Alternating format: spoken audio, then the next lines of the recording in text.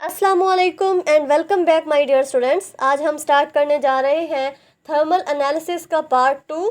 पिछली वीडियो में हम थर्मल एनालिसिस का इंट्रोडक्शन, थर्मल एनालिसिस की इम्पोर्टेंस, कॉमन यूजेस और कुछ टेक्निक्स मैंने आपको इंट्रोड्यूस करवाई थी। सो आज उन टेक्निक्स में से एक टेक्निक जिसे थर्मल ग्रेविमेट्रिक एनालिसिस कहा जाता है, इसे हम इन डिटेल डिस्कस करेंगे। So let's start without wasting our time.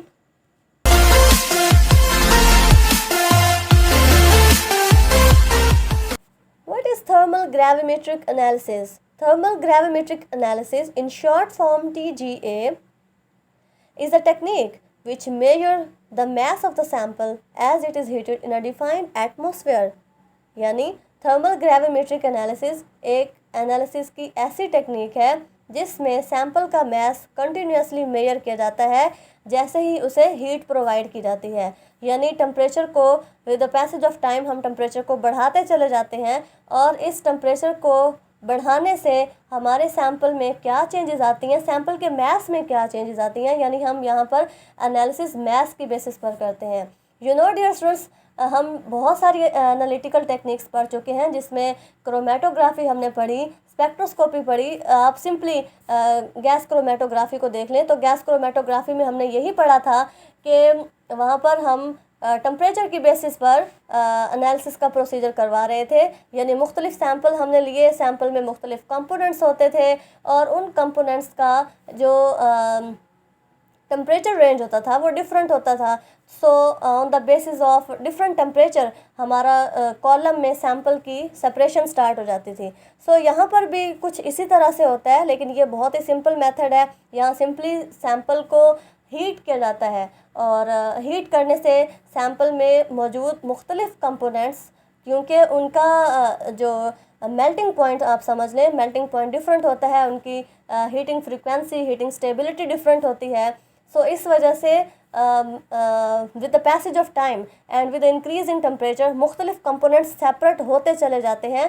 सो इस तरीके को एनालिसिस के इस प्रोसीजर को हम थर्मल ग्रेविमेट्रिक एनालिसिस कहते हैं। So, in this technique, the mass of the sample is continuously measured as it is heated in a defined atmosphere.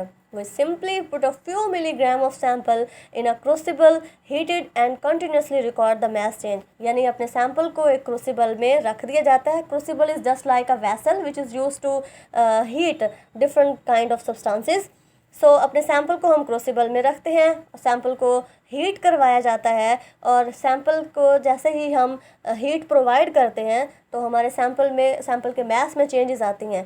Simple सी आप एग्जांपल ले लें, बहुत ही सिंपल। वाटर है हमारे पास, वाटर को हमने फ्लेम पे रखा तो वहाँ उसमें डेफिनेटली चेंजेस आएंगी। यानी with the passage of time and with increase in temperature सबसे पहले क्या होगा कि हमारा सैंपल जो है, फॉर एग्जांपल सैंपल हमारा वाटर है तो वाटर क्या है, वो बॉयल होना शुरू होगा। उसके बाद उसमें वेपर्स आएंगे, वेपर्स क्या करेंगे, एवेपोरेट हो जाएंगे। इसी तरह अगर हमारे उस वाटर के सैंपल में कोई अदर कंपोनेंट्स हैं, सो टेम्परेचर के जैसे जैसे टेम्परेचर बढ़ता चला जाएगा, जो भी कंपोनेंट सैंपल में मौजूद हैं, जो भी उनके मेल्टिंग पॉइंट्स हैं, उनकी बेसिस पर सैंपल का मास जो है वो यानी वो इवेपोरेट होते चले जाएंगे। अच्छा, पहले इवेपोरेशन का प्रोसेस होगा, फिर अगर कोई और कंपोनेंट, कोई पॉलीमर्स मौजूद थे तो उनकी डिकम्पोजिशन स्टार्ट हो जाएगी। इसी तरह अगर कोई अदर सब्सटेंसेस थी तो वो क्या हो जाएंगी, वो जलना शुरू हो जाएंगी। सो उनके एशेस वहाँ पे बच जाएंगे और सर्टेन इनऑर्गेनिक सब्सटेंसेस जो भी हमारे सैंपल में मौजूद होंगी। सो इस तरह से क्या होता है कि सैंपल का मास जो है वो कम से कम होता चला जाता है और इससे क्या होता है कि हम अपने जो सैंपल का मास है उसे कंटिन्यूसली रिकॉर्ड करते रहते हैं। यानी जो भी हमारा क्रूसिबल है जिसमें हमारा सैंपल है वो डायरेक्टली कनेक्टेड होती है हमारे थर्मो बैलेंस के साथ और बैलेंस रिकॉर्ड करता रहता है कि सैंपल के मास में कितना चेंज आया। अब ये थर्मो बैलेंस रिकॉर्डर के साथ कनेक्टेड होते हैं और रिकॉर्डर हमें सिस्टम के साथ कनेक्टेड होते हैं। सिस्टम क्या करता है, वो इन जो भी हमारे रिजल्ट्स होते हैं उसे कंप्यूटर की स्क्रीन पर इन the form of peaks show करता रहता है। So, this allows us to obtain information about the composition of the sample. The schematic curve on the left shows a typical TGA measurement curve of a polymer. यहाँ पर आपको एक typical polymer की curve दिखाई गई है। Same वही चीज़ें जो मैं आपको पहले बता चुकी हूँ डियर स्टूडेंट्स। यहाँ पर 5 डिफरेंट स्टेप्स आपको दिखाए गए हैं इस कर्व में।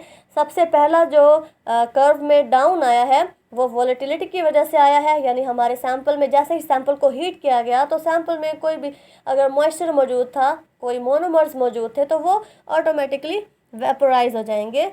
स्टेप 2 में डिकम्पोजिशन ऑफ पॉलीमर हुआ, यानी सैंपल में अगर कोई भी पॉलीमर मौजूद थे तो उनकी डिकम्पोजिशन स्टार्ट हो जाएगी with increase in temperature. Next में आता है हमारा थर्ड स्टेप में हमने अपना एटमॉस्फेयर चेंज कर दिया, यानी पहले जो हमारा एटमॉस्फेयर था वो इनर्ट एटमॉस्फेयर था। पहले हमने नाइट्रोजनस एटमॉस्फेयर प्रोवाइड किया था सैंपल के लिए। अब हमने क्या करना है, थर्ड स्टेप में नाइट्रोजन से ऑक्सीजन यानी मतलब सिंपली एयर का एटमॉस्फेयर प्रोवाइड किया। फोर्थ स्टेप में आपको दिखाया गया है कार्बन ब्लैक बर्न, और यानी वहाँ पे बर्निंग का प्रोसेस स्टार्ट हो जाएगा। आफ्टर डिकम्पोजिशन बर्निंग का प्रोसेस स्टार्ट हो जाता है। और स्टेप 5 में यानी कोई भी रेजिड्यू जैसे एशेज़ होती हैं, हमारा जो सैंपल डिकम्पोज हो गया, बर्न हो गया, उसके एशेज़ होंगे, filter glass fibres etc. Look at the picture on the right shows a view of the open furnace of thermal gravimetric analysis instrument, which emphasizes the sample holder with position for a sample and reference crucible. यहाँ पे sample holders आपको दिखाए गए हैं, sample crucible और reference crucible दिखाई गई है। डियर स्टूडेंट्स, एक में हमारा sample होगा जिसकी एनालिसिस हमने करवानी है, साथ में एक reference crucible होगी। डियर स्टूडेंट्स, ये हमारी crucible एलुमिना से मिलकर बनी होती हैं या फिर इसी तरह का कोई सॉलिड मटेरियल, ताकि ये खुद मेल्ट ना हो जाए। ओके डियर स्टूडेंट्स, यहाँ पे अब आपको एक टेबल दिखाया गया है। The table on the left side of the slide summarises the main application of thermal gravimetric analysis. So let's see the applications of thermal gravimetric analysis.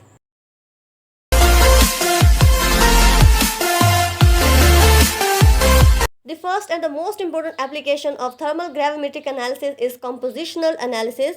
The second one is filter content, यानी sample में मौजूद different contents को filter करने के लिए thermal gravimetric analysis को use किया जा सकता है। सैंपल की कंपोजिशन को फाइंड करने के लिए इसे यूज़ करते हैं।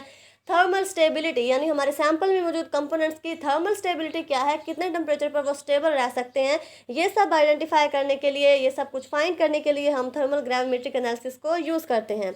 उसके अलावा oxidative stability, characterisation of additives you know dear students, sometime जो हमारी ये फूड पैक्ड फूड हमें मिल रही है, इसे स्टोर करने के लिए फॉर अ लॉन्ग टाइम और इनके टेस्ट को स्टेबल रखने के लिए हम सर्टन एडिटिव्स यूज़ करते हैं। सो इन एडिटिव्स की कैरेक्टराइजेशन के लिए थर्मल ग्रेविमेट्रिक एनालिसिस को यूज़ किया जाता है। उसके अलावा वेपोराइजेशन, जैसे कि आप जानते हैं, similarly moisture contents, absorption, desorption processes के लिए थर्मल ग्रेविमेट्रिक एनालिसिस को यूज़ किया जाता है। As you know, dear students, thermal gravimetric analysis is used to investigate the processes such as vaporization, decomposition. It allows you to measure the thermal stability, the kinetics of reaction. Thermal stability के अलावा thermal gravimetric analysis को हम reaction की kinetics find करने के लिए, यानी at initial stage हमारे सैंपल का क्या मैस था और फाइनल स्टेज पर पहुंचने तक हमारे सैंपल का कितना मैस रहा या कितने नंबर ऑफ मोल्स बचे। So this is the stoichiometry. So हम थर्मल ग्रेविमेट्रिक एनालिसिस को रिएक्शन की स्टोकियोमेट्री को फाइंड करने के लिए भी यूज़ कर सकते हैं। उसके अलावा वेरियस अदर एनालिटिकल टेक्निक्स को यूज़ किया जाता है in combination with thermal gravimetric analysis in order to make thermal gravimetric analysis more useful in different fields. जैसे कि you know dear students, thermal gravimetric analysis को यूज़ किया जाता है in combination with mass spectrometry या फिर TGA, thermal gravimetric analysis is also used in combination with FTIR or gas chromatography mass spectrometry that allows you to identify the gaseous compounds evolved during the analysis। यानी analysis के दौरान जो gaseous compounds evolve होते हैं उनके identification के लिए हम थर्मल ग्रेविमेट्रिक एनालिसिस को यूज़ करते हैं in combination with gas chromatography mass spectrometry. Differential scanning calorimetry, जो कि थर्मल एनालिसिस की एक अनदर टाइप है, इसे थर्मल ग्रेविमेट्रिक एनालिसिस के साथ कॉम्बिनेट करके, यानी thermal gravimetric analysis in combination with the differential scanning calorimetry, it is use to determine the specific heat capacity of a material at a high temperature. यानी किसी भी material की specific heat capacity को determine करने के लिए हम differential scanning calorimetry को यूज़ करते हैं in combination with thermal gravimetric analysis. I hope so dear students, आपको यहाँ तक अच्छे से समझ समझ आ गई होगी। अगर कोई प्रॉब्लम है तो आप कमेंट सेक्शन में राइट कीजिए, इंशाल्लाह I will try to clarify in the next video. अभी देख लेते हैं रिजल्ट्स जो हमें मिलते हैं थर्मल ग्रेविमेट्रिक एनालिसिस में। तो डियर स्टूडेंट्स, अभी हमने डिस्कस किया था कि थर्मल ग्रेविमेट्रिक एनालिसिस में हमें रिजल्ट्स मिलते हैं in the form of peaks और in the form of curves. अब दो तरह की कर्व्स हैं यहाँ पे, एक सिंपल थर्मल ग्रेविमेट्रिक कर्व्स हैं और दूसरा मेथड है हमारा derivative thermogravimetric analysis. So in derivative thermogravimetric analysis method the property that is measured is rate of change of weight, यानी किस स्पीड के साथ हमारा वेट चेंज हो रहा है in thermo balance. So in derivative thermogravimetric analysis method the property that is measured is the rate of change of weight in thermal balance. There is advantage of the technique which enable the comparison of thermogram with its derivative, यानी हम थर्मोग्राम जो कि simple TGA curve है उसके derivatives जो हैं वो हमें इससे आसानी से मिल जाते हैं। सो अभी हम इसकी एक एग्जांपल देख लेते हैं डियर स्टूडेंट्स। यहाँ पे आपको एक ग्राफ दिखाया गया है और इस ग्राफ में जो एनालिसिस की गई है वो हमारे रबर मटेरियल या इलास्टोमर की एनालिसिस है। यहाँ पर डियर स्टूडेंट्स टेम्परेचर जो है, टेम्परेचर की जो रेंज है वो 800 डिग्री सेंटीग्रेड है और यहाँ पर जो कंडीशंस अप्लाई की गई हैं यानी जो इन्वायरमेंट प्रोवाइड किया गया है वो है इनर्ट इन्वायरमेंट यानी नाइट्रोजनस इन्वायरमेंट। सो यहाँ आप फर्स्ट जो अपर कर्व है वहाँ पर आप आसानी से देख सकते हैं the first weight loss step which is usually between room temperature and 300 degree centigrade. यहाँ पर जो सबसे पहला वेट लॉस स्टेप है वो रूम टेम्परेचर से 300 डिग्री सेंटीग्रेड के दरमियान में हुआ। अब ये room temperature to 300 degree centigrade में हमारे सैंपल में मौजूद कंपोनेंट्स जो हैं वो वेपोराइज हो गए या फिर हमारे सैंपल का वेट लॉस हो गया, यानी उन्होंने वेपोराइज होना है या मेल्ट होना जो भी हुआ, सैंपल का जो वेट है वो लॉस हो गया। और कितने टेम्परेचर की रेंज में हुआ? 0 to 300 डिग्री सेंटीग्रेड में। अब 0 to 300 डिग्री सेंटीग्रेड के दरमियान जो कंपोनेंट्स थे वो हमारे ऑयल्स थे, मॉइस्चर थे या फिर कोई भी सॉल्वेंट रेजिड्यू हो सकता है। सो इनका मतलब ये सैंपल से निकल गए और इससे हमारे सैंपल का वेट लॉस हुआ और हमें कर्व में सबसे पहला डाउन जो मिला है वो इन्हीं ऑयल्स, मॉइस्चर, प्लास्टिसाइजर या फिर कोई भी सॉल्वेंट रेजिड्यू का है। और टेम्परेचर रेंज कितनी है? Room temperature to 300 degree centigrade. The sample then pyrolyzed in a single step. From this we can conclude that a sample consists of a single polymer. Usually a loss of volatile and depolymerization overlap. This can also be seen on the first derivative of thermal gravimetric analysis curve in the lower curve. अब आप lower curve में चले जाएं तो वहाँ पर भी same जैसे फर्स्ट कर्व में वेट लॉस आया है, हमारी कर्व डाउन गई है, इसी तरह डेरिवेटिव में भी हमारी कर्व बिल्कुल सेम उसी तरीके से उसी पोजीशन पे डाउन जा रही है। In order to get the better separation of volatile and pyrolysis step, the thermal gravimetric analysis and differential scanning calorimetry is operated at reduced pressure. Dear students, जैसे ही हमारा टेम्परेचर इंक्रीज़ होता जाएगा और जब 800 डिग्री सेंटीग्रेड तक temperature पहुंचेगा, इस दौरान हमारे कई पॉलीमर्स जो हैं वो भी लॉस यानी वो सैंपल से निकल गए होंगे और हमारे सैंपल का वेट कम हो गया होगा। सो इसमें जब 800 डिग्री सेंटीग्रेड तक टेम्परेचर पहुंचेगा तो हम इनर्ट कंडीशन को स्विच ऑफ कर देंगे और सिंपली एयर ऑक्सीजन का इन्वायरमेंट प्रोवाइड किया जाएगा। This resulted in the combustion of carbon black and which is use as a filler in rubber. Finally at 1000 degree centigrade inorganic components remain as a residue, यानी जब 1000 degree centigrade तक temperature बढ़ेगा, temperature reach होगा 1000 degree centigrade तक, तो उस दौरान हमारे सैंपल में सिंपली इनऑर्गेनिक कंपोनेंट या फिर कोई भी रेजिड्यू सिर्फ बच गए होंगे, बाकी तमाम चीज़ें जो हैं वो मेल्ट हो चुकी होंगी या इवेपोरेट हो चुकी होंगी या उनकी डिकम्पोजिशन का प्रोसेस हो गया होगा। So evaluation of thermal gravimetric analysis curve yielded the following composition. यहाँ पर 11.2% वोलेटाइल कंपोनेंट्स थे जिनकी इवेपोरेशन आप समझ लें 27 यानी रूम टेम्परेचर से 300 डिग्री सेंटीग्रेड के दरमियान हुई। उसके अलावा 11.1% हमारे पॉलीमर्स थे जो कि 800 डिग्री सेंटीग्रेड तक डिकम्पोज हो गए। उसके अलावा 35.9% कार्बन ब्लैक था and the residue of about 3.2% include some inorganic materials such as zinc oxide which is use as a catalyst for vulcanization. So I hope so dear students, आपको इसकी समझ आ गई होगी कि किस तरह से थर्मल ग्रेविमेट्रिक एनालिसिस में प्रोसेस होता है, किस तरह से वेट चेंज को मेजर किया जाता है और रिजल्ट्स हमें कैसे मिलते हैं in the form of peaks, और आपने पीक्स को भी अच्छे से समझ लिया होगा।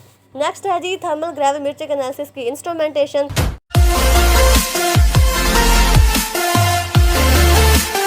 In general, thermal analysis instrumentation consists of 4 components. Number 1, furnace. Number 2, sample and its container. Number 3, sensor for measuring temperature and sample property. Number 4, detector, computer for data collection and use as display device for results. So let's see how these components work practically.